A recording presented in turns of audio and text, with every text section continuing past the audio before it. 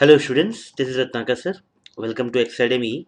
आज का हमारा क्लास है रियल एनालिसिस कोर्स का पार्ट 20। आज का हमारा क्लास है रियल एनालिसिस कोर्स का पार्ट 20, जिसमें हम डिस्कस करेंगे सैंडविच थ्योरम और डाइवर्जेंट सीक्वेंस के बारे में। ठीक है, तो व्हाट इज सैंडविच थ्योरम, इस पे हम डिस्कस करेंगे। एंड डाइवर्जेंट सीक्वेंस पे क्या क्या इंपॉर्टेंट रिजल्ट्स हैं, क्या क्या इंपॉर्टेंट कॉरोलरीज है, इसके ऊपर हम लोग बात करेंगे। चलिए स्टार्ट करते हैं आज का class. Sandwich theorem. Sandwich theorem समझते हैं, पहले स्टेटमेंट समझते हैं, इसके बाद इसका प्रूफ देखेंगे। ठीक है। Sandwich theorem, let un vn and wn, un vn and wn be three sequences of real numbers, be three sequences of real numbers, be three sequences of real numbers, and there is a natural number, and there is a natural number, and there is a natural number m such that un is less than vn is less than wn for all n greater than or equal to m, for all n greater than or equal to m. ठीक। then then if limit un equal to limit wn, limit n tends to infinity un and limit n tends to infinity wn, अगर ये दोनों same हो, that will imply the sequence Vn is convergent. The sequence Vn is convergent, and limit of this sequence Vn as n tends to infinity is also L. ठीक है। तो यह sandwich theorem का main essence. ठीक है, यह sandwich theorem का main essence क्या बोल रहा है यहाँ पे कि भाई un is less then vn is less then wn किसी स्टेज के बाद जाके। ठीक है, हो सकता है एकदम फर्स्ट से ना हो सकता है u1 लेस देन v1। अगर हम ग्राफिकली समझे ना इस चीज को, इस तरह से हो सकता है। सपोज un ये सीक्वेंस है, ठीक है, दिस सीक्वेंस इज un। ठीक है, this sequence is un। Suppose vn ये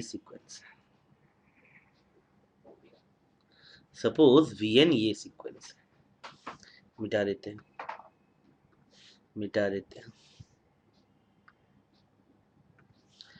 सपोज vn ये सीक्वेंस है, ठीक है। एंड सपोज wn ये सीक्वेंस है vn, एंड सपोज एक और सीक्वेंस है जिसको हम बोलेंगे wn।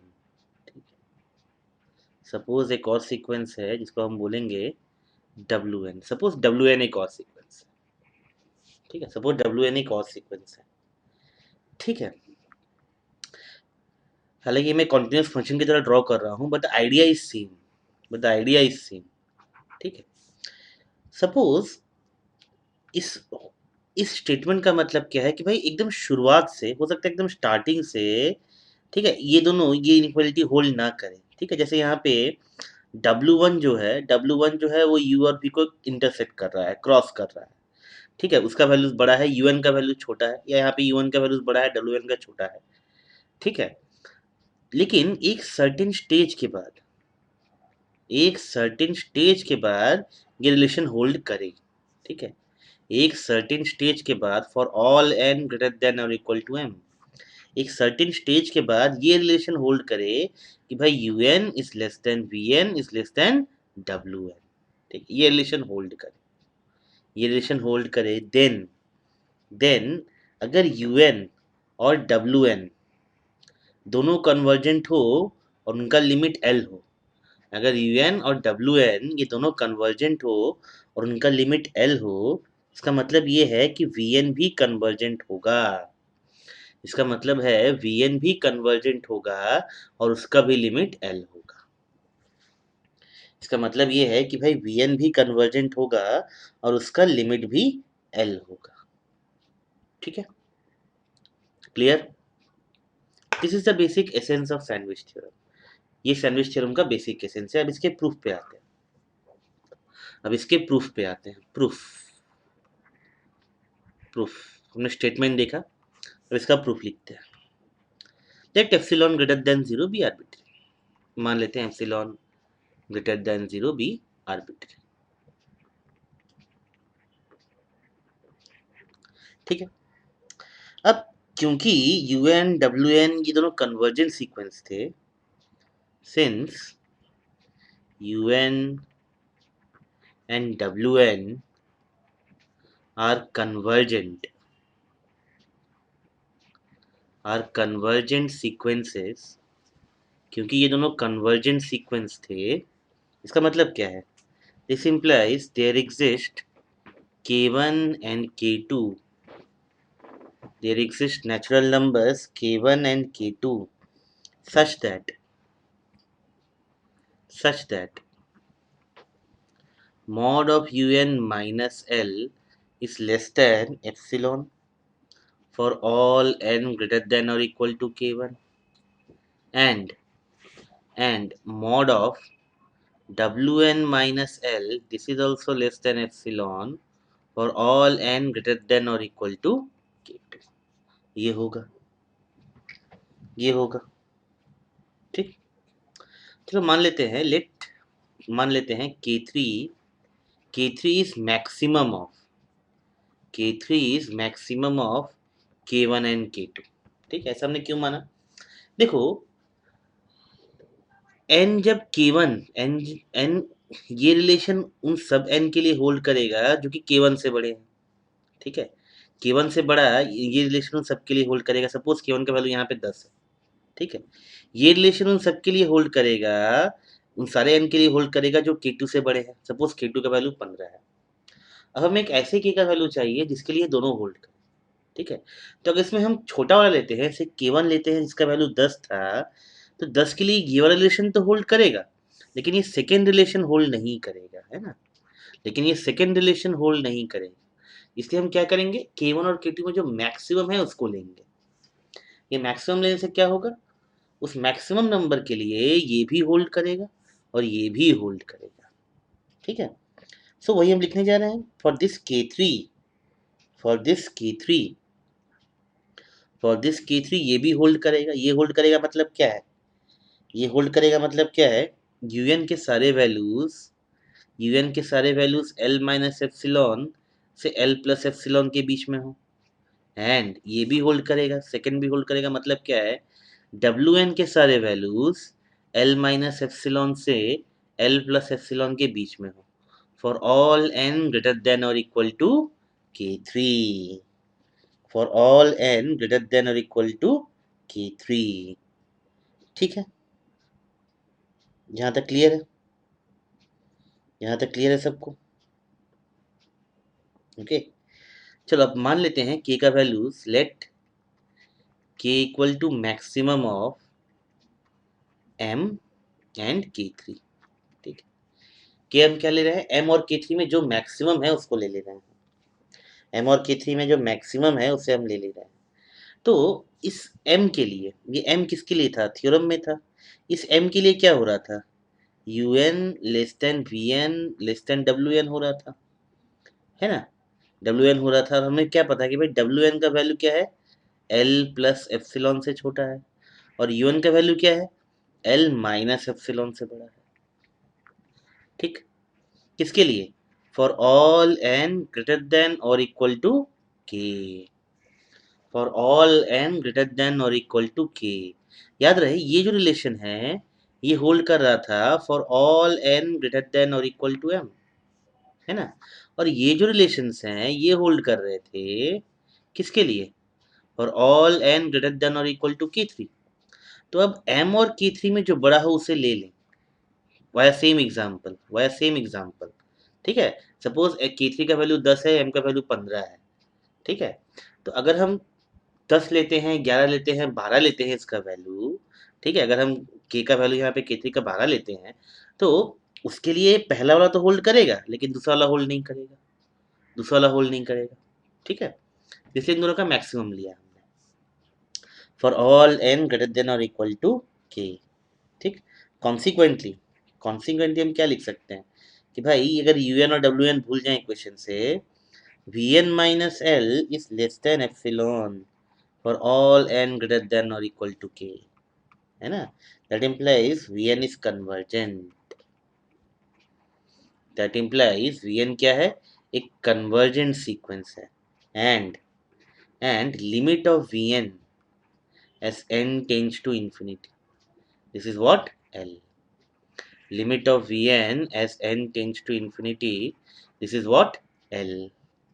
क्लियर है ये बात, क्लियर है ये। चलिए, तो अब हम लोग सैंडविच थ्योरम का कुछ इंपॉर्टेंट एप्लीकेशंस देखेंगे, कुछ इंपॉर्टेंट प्रॉब्लम्स देखेंगे जिसमें हम लोग सैंडविच थ्योरम यूज करते हैं। ओके, चलिए, आई होप ये सबको समझ में आया होगा। इसका एक स्क्रीनशॉट ले लीजिए, इसका एक स्क्रीनशॉट ले लो। चलो आगे बढ़ते हैं। इस नल सीक्वेंस पढ़ने से पहले हम लोग सैंडविच थ्योरम में कुछ प्रॉब्लम्स देखेंगे, है ना? हम लोग कुछ प्रॉब्लम्स देखेंगे सैंडविच थ्योरम का। फर्स्ट प्रॉब्लम देखते हैं, फर्स्ट प्रॉब्लम देखते हैं। हमें ये दिखाना है कि भाई limit limit 3n square plus 2n plus 1 upon upon n square plus 1 upon n square plus 1, ये कितना होगा, 3 होगा। Limit n tends to infinity 3n square plus 2n plus 1 upon n square plus 1, ये लिमिट क्या होगा, 3 होगा, ठीक है। कैसे दिखाएंगे, कैसे दिखाएंगे, हम लोग सैंडविच थ्योरम को यूज करेंगे, ठीक है। हम लोग सैंडविच थ्योरम को यूज करेंगे।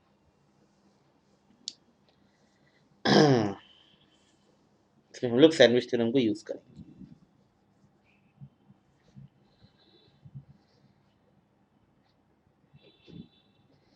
देखो क्या करना है हमें, क्या करना है हमें, हम इस तरह से लिखते हैं इसे, भाई ये limit limit 3n square plus 2n plus 1 upon n square plus 1 as n tends to infinity.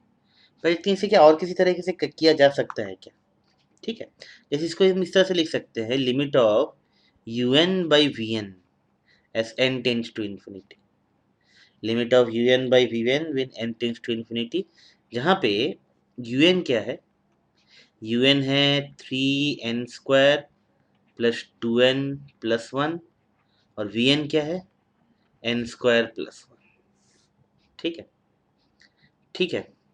एक काम और करते हैं, एक काम और करते हैं, इसे इस तरह से डिफाइन ना करके ऊपर नीचे हम n स्क्वायर से डिवाइड कर देते हैं। Limit n tends to infinity 3 plus 2 by n plus 1 by n square divide by 1 plus 1 by n square, ऊपर नीचे हमने n स्क्वायर से डिवाइड कर दिया है। तो un को हम ये भी लिख सकते हैं 3 plus 2 by n plus 1 by n square, ठीक। vn को हम ये भी लिख सकते हैं 1 प्लस 1 बाई एन स्क्वायर, ये लिख सकते हैं, ये लिख सकते हैं, ठीक। लेकिन क्या लिखते हैं हमें, limit of u n as n tends to infinity, ये क्या हो, ये क्या है, n टेंड्स टू इन्फिनिटी, ये पार्ट जीरो, ये part zero, so this is what 3, ठीक है। Limit of v n as n tends to infinity क्या हो जाएगा, as n tends to infinity this part is zero, so this limit will be 1, this limit will be 1, तो ये कितना हो जाएगा, ये लिमिट कितना हो जाएगा, ये लिमिट हो जाएगा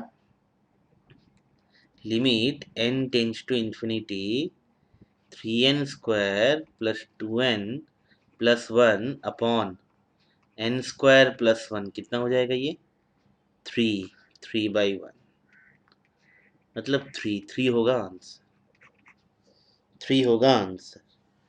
क्लियर, आंसर क्या होगा, 3 होगा, ठीक है। क्लियर है ये,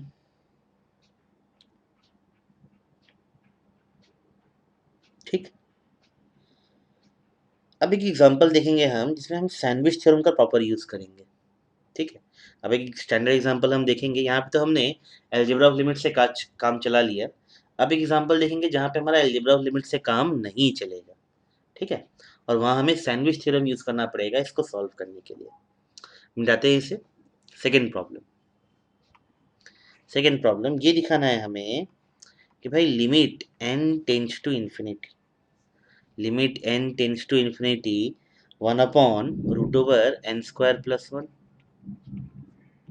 plus 1 upon root over n square plus 2 plus 1 upon root over n square plus 3, ऐसे करते करते plus so on, plus 1 upon root over n square plus n, ये कितना होगा 1 होगा। हमें ये दिखाना है ये कितना होगा 1 होगा, ठीक है। ठीक है, कैसे दिखाएं, कैसे दिखाएं? मान लेते हैं ये पूरा एक्सप्रेशन un, मान लेते हैं ये पूरा एक्सप्रेशन un, ठीक है, मान लेते हैं ये पूरा एक्सप्रेशन un है। तो अगर ध्यान से देखें तो क्या दिखता है 1 upon root over n square plus 2, ये क्या है छोटा है किससे 1 upon root over n square plus 1 से, क्यों? तो 1 upon root n square plus 2 n root over n square plus 1 से बड़ा है, root over n square plus 2 root over n square plus 1 से बड़ा है। तो if a is greater than b, याद रहे if a is greater than b that implies 1 by a is less than 1 by b, है ना, है ना, इसलिए होगा। Similarly 1 upon root over n square plus 3 is less than 1 upon root over n square plus 1, ऐसे करते करते कहाँ तक, लास्ट तक 1 upon root over n square plus n, ये भी छोटा है 1 upon root over n square plus 1 से। क्लियर, क्लियर, यहाँ तक क्लियर है। तो इसका मतलब क्या है, इन सबको अगर हम ऐड कर दें, इन सबको अगर हम ऐड कर दें तो un, लेफ्ट हैंड साइड में क्या मिलेगा un, ठीक है, this is less than n upon root over n square plus, ये मिलेगा हमें, ये मिलेगा हमें for all n greater than और equal to 2, for all n greater than और इक्वल टू 2, ठीक है। एक चीज और, एक चीज और, अगर ध्यान से देखें तो 1 upon root over n square plus 1 plus 1 upon root over n square plus 2, ये बड़ा है किससे, ये बड़ा है किससे 1 upon root over n square plus 2 plus 1 upon root over n square plus 2 से, है ना, that is 2 upon root over n square plus 2, इससे बड़ा है। Similarly, similarly 1 upon root over n square plus 1 plus 1 upon root over n square plus 2 plus 1 upon root over n square plus 3, ये बड़ा है किससे 3 upon root over n square plus 3 से, and so on, and so on, किसके लिए भाई for all n greater than और equal to 2, for all n greater than और इक्वल टू 2, ठीक। तो हमें क्या दिख रहा है, हमें क्या दिख रहा है कि हमारा जो सीक्वेंस है un, हमारा जो सीक्वेंस है un ये छोटा है किससे, इससे n upon root over n square plus 1 से, और बड़ा है किससे n upon root over n square plus n से, ठीक, ठीक, ये हमें मिल गया, ये हमें मिल गया। But as n tends to infinity, ये कहाँ टेंड करेगा, as n tends to infinity, इस सीक्वेंस का लिमिट क्या है? 1 1। इस सीक्वेंस का लिमिट क्या है? 1। दैट इम्प्लाइज यूएन भी कन्वर्जेंट होगा, यूएन भी कन्वर्जेंट होगा और इसका लिमिट भी कितना होगा? 1 होगा। ठीक है, इसका लिमिट भी 1 होगा। ठीक, तो इसे हम लिख लेते हैं फॉर्मली, इसे हम लिख लेते हैं फॉर्मली मिटा के।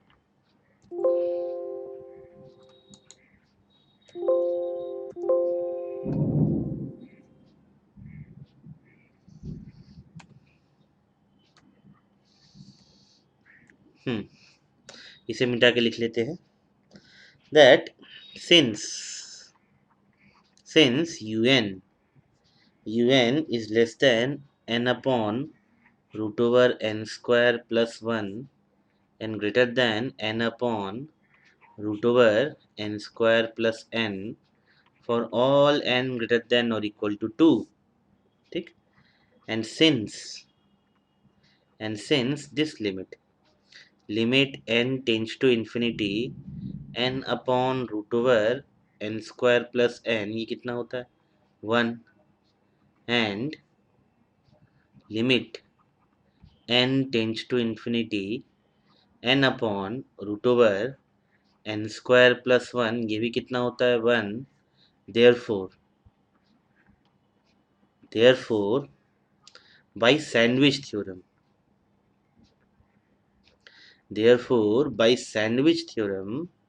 क्या होगा?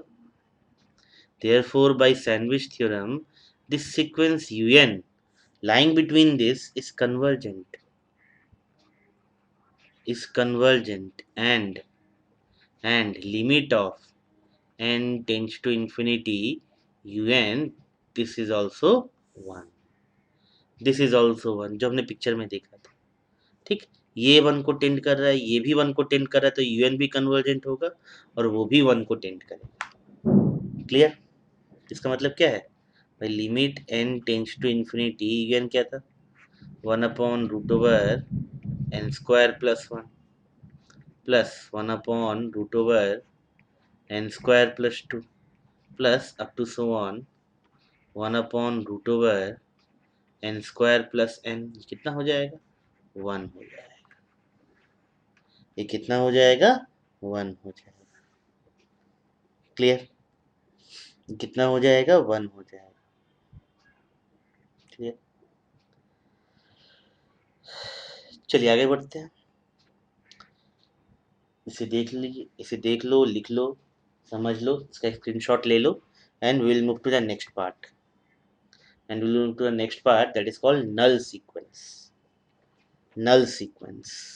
ठीक है, स्टार्ट करते हैं। नल सीक्वेंस हम किसे बोलते हैं? नल सीक्वेंस क्या है? डिफिनेशन क्या है नल सीक्वेंस की? नल sequence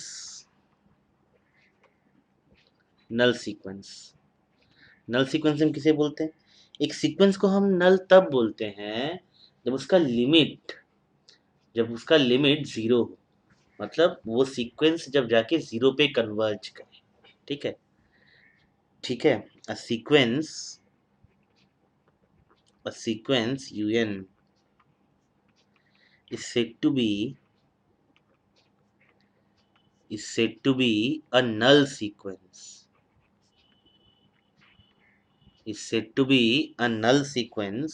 if limit of un as n tends to infinity, this is equal to 1, 0। ठीक, limit un as n tends to infinity is 0, या इस तरह से बोलते हैं this sequence converge to 0। ठीक है, अब इसी को मान के हम ये रिजल्ट प्रूफ करेंगे कि भाई if un be a null sequence, अगर un एक नल सीक्वेंस है, then mod of un is also a null sequence, and conversely मतलब अगर mod of un भी नल सीक्वेंस है तो un भी नल सीक्वेंस होगा।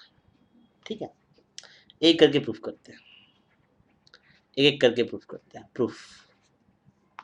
ठीक, मानते हैं let epsilon be greater than 0 and un एक नल सीक्वेंस है, limit un as n tends to infinity is 0।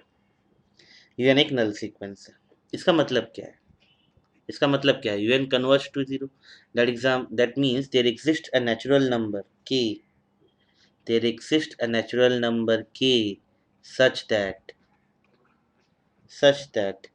un minus 0 is less than epsilon for all n greater than or equal to k, for all n greater than or equal to k।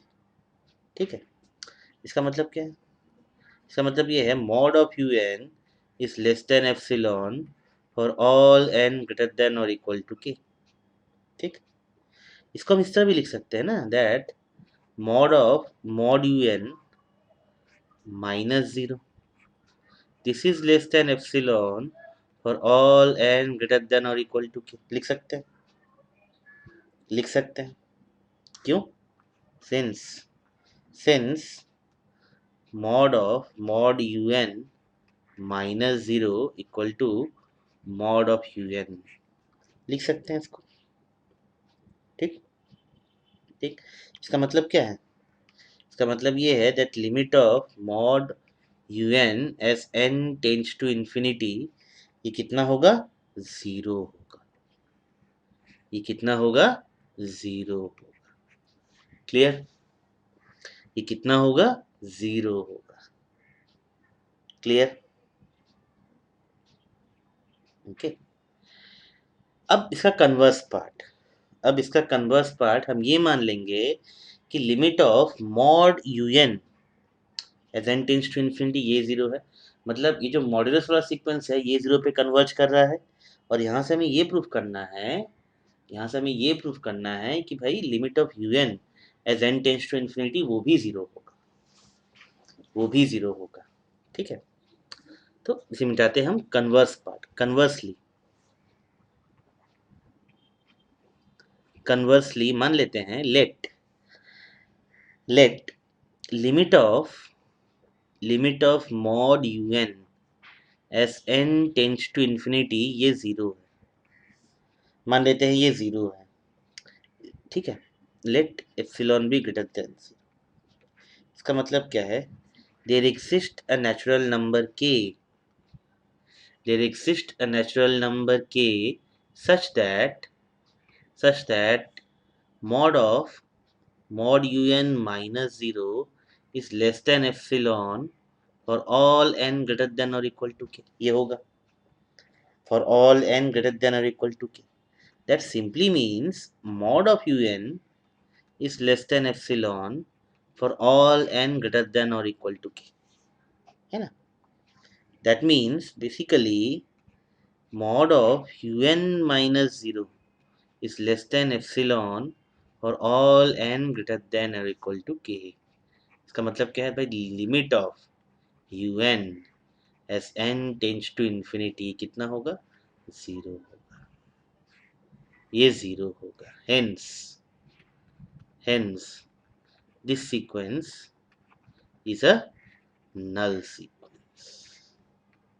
ठीक है, याद रहे ये modulus वाला result सिर्फ नल sequence के लिए ही true है। ये मॉड्यूलस वाला रिजल्ट सिर्फ नल सीक्वेंस के लिए ही ट्रू है। इन जनरल, इन जनरल, ठीक है, in general if xn is convergent, if xn is convergent, this implies this sequence mod of xn is also convergent। ठीक है, but the converse is not true। ठीक है, the converse is not true, the converse is not true। हमने last class में discuss किया था। For example this sequence -1 to the power n, नहीं sequence क्या है? -1 + 1 -1 + 1 -1 + 1। तो ये एक ऑसिलेटरी सीक्वेंस है, ये कन्वर्जेंट नहीं है, ये कन्वर्जेंट सीक्वेंस नहीं है। लेकिन mod of this sequence, mod of -1 to the power n, this is a constant sequence 1, this is a constant sequence 1, and hence convergent, and hence convergent। इसके बारे में हमने लास्ट क्लास में डिस्कस किया था, ठीक है। चलिए अब आते हैं नेक्स्ट टॉपिक जो है डाइवर्जेंट सीक्वेंस के बारे में। हम डाइवर्जेंट सीक्वेंस किसे बोलते हैं, ठीक है, हम डाइवर्जेंट सीक्वेंस किसे बोलते हैं। डाइवर्जेंट सीक्वेंस हम तब बोलते हैं जब जब सीक्वेंस का वैल्यूज हमारे किसी भी सोचे हुए वैल्यूज से ज्यादा हो जाए। फॉर्मूले लिखते हैं, a sequence a sequence xn is said to be divergent, is said to be divergent if corresponding to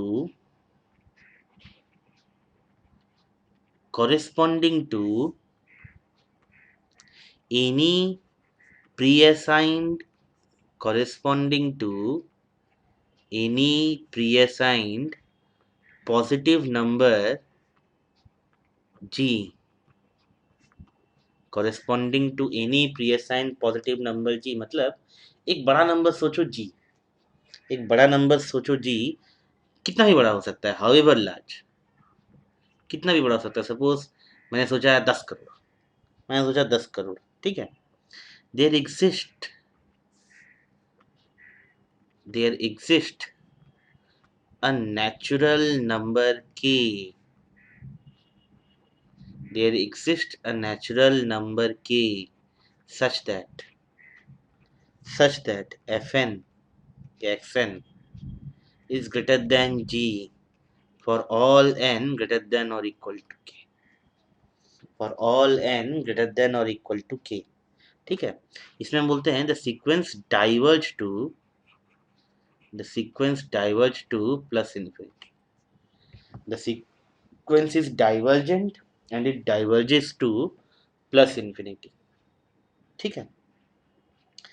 इसे हम इस तरह भी लिखते हैं that limit of this sequence,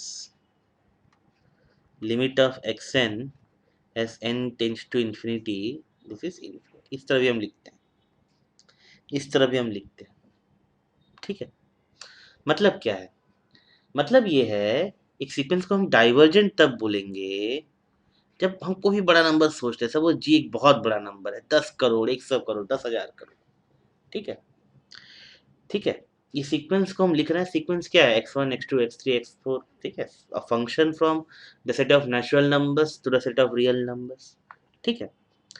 तो एक ऐसा स्टेज आएगा, एक ऐसा स्टेज आएगा, एक ऐसा के मिलेगा हमें, ठीक है, जिस के के बाद इस सीक्वेंस के सारे वैल्यूज, जिस के के बाद इस सीक्वेंस के सारे वैल्यूज जी से बड़े हो जाए, ठीक है। एक ऐसा के तो हमें मिलेगा, ठीक है, जिसके बाद एक सीक्वेंस के सारे वैल्यूज जी से बड़े हो जाए। उस केस में हम कहते हैं a sequence is divergent and it diverges to plus infinity, and it diverges to plus infinity, ठीक है। सेम ऐसा ही डिफिनीशन है, सेम ऐसे ही मिलता जुलता डिफिनीशन है a sequence diverges to minus infinity के लिए, ठीक है। क्या डिफिनेशन हम लोग लिखते हैं, अ sequence a sequence xn is said to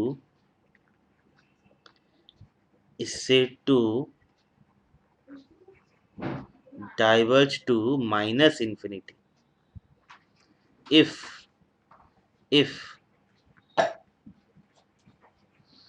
corresponding to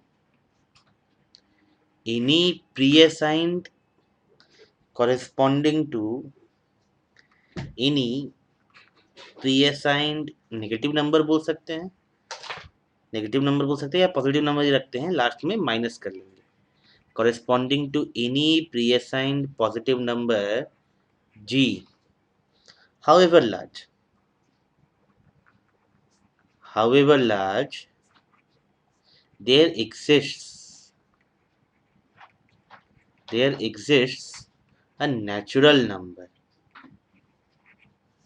there exists a natural number k such that there exists a natural number k such that xn is less than minus g. Xn is less than minus g for all n greater than or equal to k. Xn is less than minus g for all n greater than or equal to k. Clear? Clear है ये सबको? चलिए आगे बढ़ते हैं, आगे बढ़ते हैं।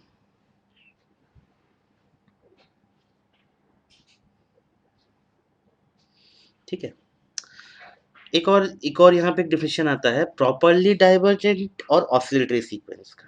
ठीक है, एक और यहाँ पे डिफिनेशन आता है प्रॉपरली डाइवर्जेंट और ऑसिलेटरी सीक्वेंस का। उसके में हम लोग लिख लेते हैं, एक सीक्वेंस को हम प्रॉपरली डाइवर्जेंट सीक्वेंस तब बोलते हैं if it either diverges to plus infinity और it diverges to minus infinity.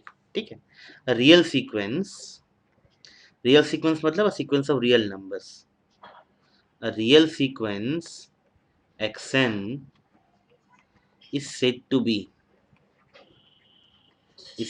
be properly divergent.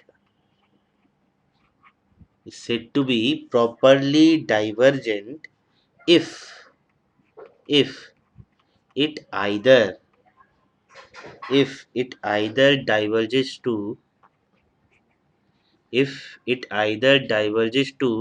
plus infinity or diverges to minus infinity. ठीक है, और diverges to minus infinity. Clear? और it diverges to minus infinity. ठीक है, चल एक theorem करते हैं इस डाइवर्जेंट सीक्वेंस के ऊपर। हम लोग ये समझेंगे कि एक सीक्वेंस जो प्लस इन्फिनिटी की तरफ डाइवर्ज कर रहा है, एक सीक्वेंस जो प्लस इन्फिनिटी की तरफ डाइवर्ज कर रहा है, ये अनबाउंडेड अबव तो होगा ही होगा, है ना, होना ही होगा, नेचुरल फीलिंग ये बोलती है। एक सीक्वेंस है जो प्लस इन्फिनिटी पे डाइवर्ज कर रहा है, जो जा रहा है प्लस इन्फिनिटी की तरफ, तो डेफिनेटली ये अनबाउंडेड अबव होगा। अनबाउंडेड अबव होगा तभी तो ये प्लस इन्फिनिटी की तरफ जाएगा। अगर ये बाउंडेड अबव हो गया तो ये कभी प्लस इन्फिनिटी की तरफ जा नहीं पाएगा। ठीक है, so this type of sequence is unbounded above. Natural question क्या बोलता है? नेचुरल क्वेश्चन होता है व्हाट अबाउट बिलो पार्ट? क्या अनबाउंडेड बिलो भी हो सकता है? क्या एक सीक्वेंस प्लस इन्फिनिटी की तरफ और माइनस इन्फिनिटी की तरफ दोनों तरफ क्या डाइवर्ज कर सकता है?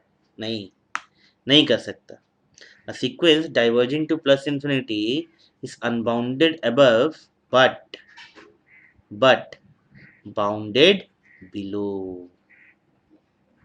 Is unbounded above but bounded below. Clear? चलो ये थ्योरम हम लोग स्टैब्लिश करते हैं। A sequence diverging to plus infinity is unbounded above but bounded below. ठीक है, तो let xn be a sequence which diverges to plus infinity, then for all g greater than 0. ठीक है, यहाँ पे g however large हो सकता है, यहाँ पे इप्सिलॉन की तरह however small नहीं होगा, however large मैं लिखता हूँ, however large there exists a natural number k, such that xk is greater than g, है ना। मतलब बेसिकली क्या था, xn is greater than g for all n greater than or equal to k. मैंने यहाँ पे n की जगह k का वैल्यू बैठा दिया है, n की जगह मैंने k का वैल्यू बैठा दिया यहाँ पे। ठीक है, that means there does not exist a real number b there does not exist a real number b such that xn is less than or equal to b. xn is less than or equal to b for all n belongs to n. ठीक है. This implies what? This basically implies that this xn, ये sequence xn is unbounded above. ये part आसान था. इसका मतलब ये है, यही है अनबाउंडेडनेस का डिफिनीशन. ठीक है. हमें कोई ऐसा पॉजिटिव नंबर नहीं मिलेगा जिस पॉजिटिव नंबर के नीचे इस सीक्वेंस के सारे वैल्यूज हो. ठीक है. अब हम ये दिखाना है कि भाई ये सीक्वेंस जो है वो बाउंडेड बिलो है. ये सीक्वेंस जो है वो बाउंडेड बिलो है. ठीक है. तो मान लेते हैं let g be greater than 0. ठीक. That means there exist a natural number के such that xn is greater than g for all n greater than or equal to k. ठीक है. हम मान लेते हैं b मिनिमम है किनका? x1 x2 x3 ऐसे करते करते कहाँ तक? xk-1 और g का. ठीक. मान लेते हैं b मिनिमम है इन सब का. इसका मतलब क्या है? इसका मतलब क्या है? That xn is greater than or equal to b for all n belongs to n. हर एक n के लिए होगा. ठीक है. देखो समझो, xn already for all n greater than or equal to k, for all n greater than or equal to k, xn already g से बड़ा है. xn ऑलरेडी g से बड़ा है. और b हमने क्या लिया है? इन सब में मिनिमम, इन सब में सबसे छोटा. ठीक है. इन सब में सबसे छोटा. तो सारे के सारे एक्शन जो है, सारा का सारा जो सीक्वेंस है वो उस टर्म से बड़ा होगा. ठीक है. उस बी से बड़ा होगा. ठीक. इसका मतलब क्या है? इसका मतलब क्या है कि action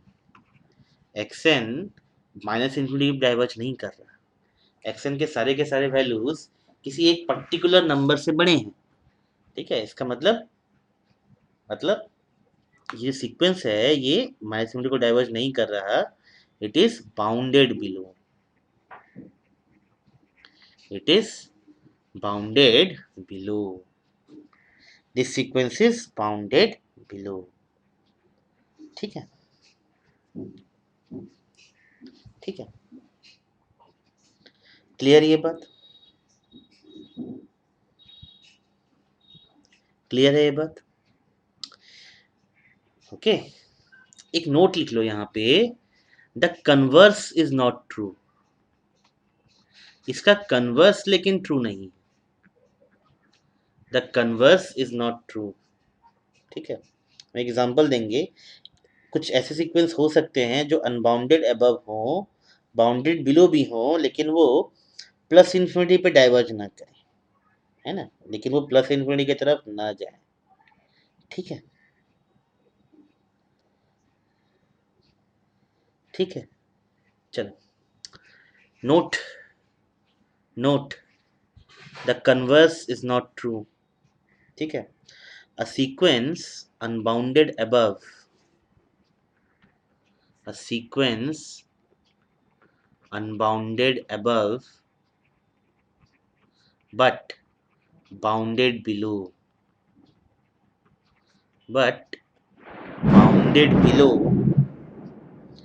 may not diverge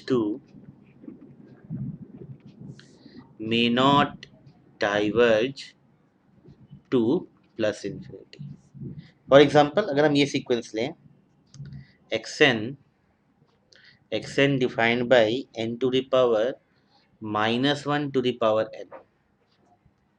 n to the power -1 to the power n. तो क्या आएगा? 1, उसके बाद 2, उसके बाद 1/3, उसके बाद 4, उसके बाद 1/5, उसके बाद 6, उसके बाद 1/7, उसके बाद 8, उसके बाद 1/9, ऐसे करते करते. This is the sequence. ठीक है.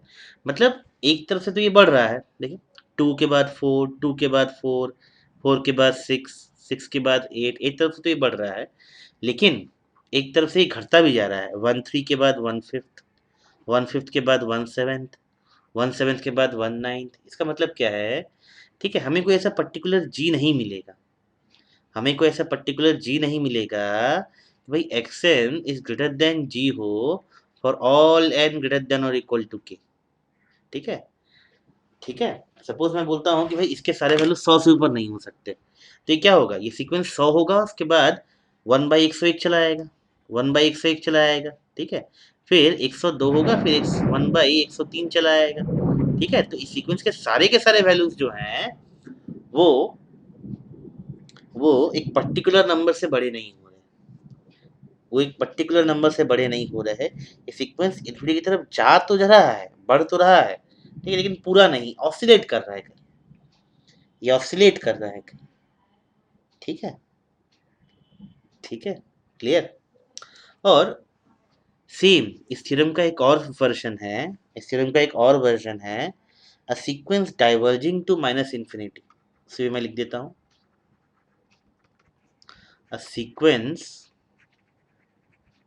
a sequence diverging to a sequence diverging to minus infinity is unbounded below, is unbounded below but bounded above, is unbounded below but bounded above। ठीक है, ये सबके लिए होमवर्क, ये सबके लिए होमवर्क, सबको ट्राई करना है। ठीक है, ये सबके लिए होमवर्क, सबको ट्राई करना है। क्लियर। तो ये था सीक्वेंस का पार्ट, इसे हम आज यहीं पे ख़त्म करते हैं। ठीक है, नेक्स्ट क्लास में हम इसके बाकी प्रॉपर्टीज पे डिस्कस करेंगे, ऑसिलेटरी सीक्वेंस के बारे में डिस्कस करेंगे। Okay, thank you so much. एक्सएडमी चैनल को लाइक शेयर एंड सब्सक्राइब करना ना भूलें, और एनालिसिस कोर्स का पार्ट 20 बनाने का वेट करें। Thank you.